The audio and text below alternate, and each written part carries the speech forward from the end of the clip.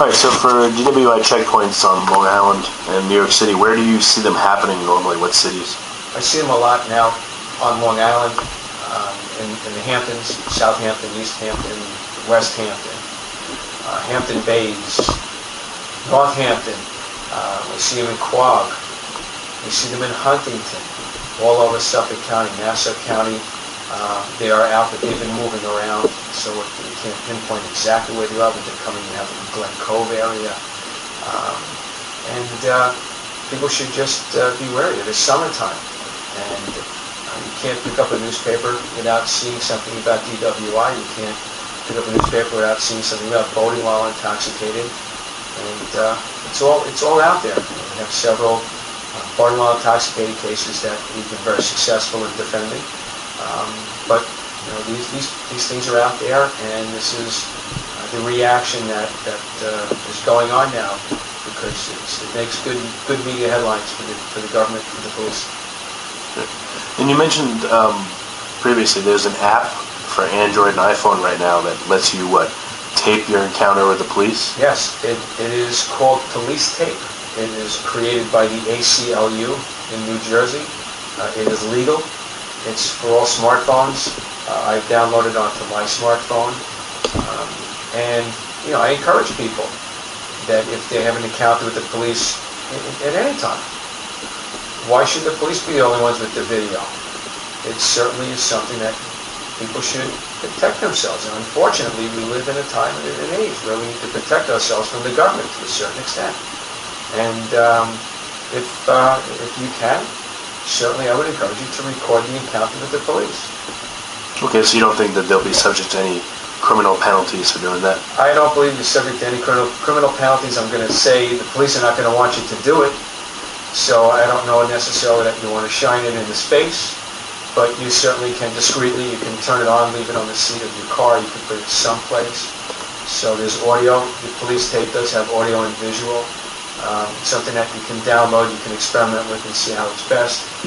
But again, if you have nothing to hide, then there's no reason not to protect yourself and make a record of what went on. We know that the police officer's word is not supposed to be worth any more than yours, but the reality is that people tend to believe the police officers more than they believe us.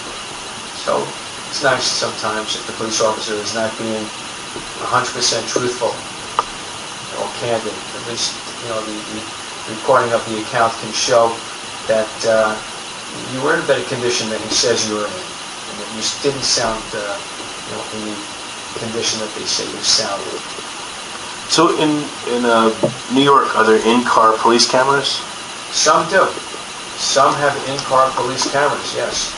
Some of the sheriff's cars in Suffolk County have videos. Some of the local police, again, Quogue seems to be one of the ones that has still in-car police cameras. The majority do not. So it's unfortunate. It's unfortunate, I find, to defend cases for people to come to me and tell me their side of the story and not to be able to have that video to show that their driving was not bad, that their demeanor was not agitated, and that they were able to perform these tests. It's a shame. They do have in Nassau County, in some of the police precincts and in the police headquarters, a video camera that they will record a refusal of a breath test. There are some that actually record the taking of what they call, again, the field sobriety test. Those will be recorded, and they'll be actually recording of taking the breath test. In New York County, they do that in the precinct where you're going to take the breath test.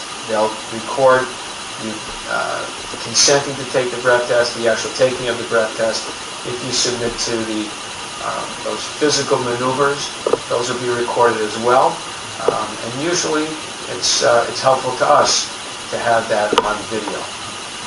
Yeah, it actually can be used to help your defense if you're on camera. It's better for you probably to be on camera, right? Yes, even if you voluntarily consent to taking it. Again, there are times when people can consent to taking these. The majority of the time, it's usually we prefer that people don't consent to taking the tests. But the video is taken with the person standing, so we can see that the person is not swaying. We can hear their speech. We can see that they understand the questions being posed to them and that they're communicative to the people. So it's not the intoxicated person that the trier, the fact the jury, the judge is led to believe that the person is a babbling baboon. Instead, it's a person who's just speaking and they look sober.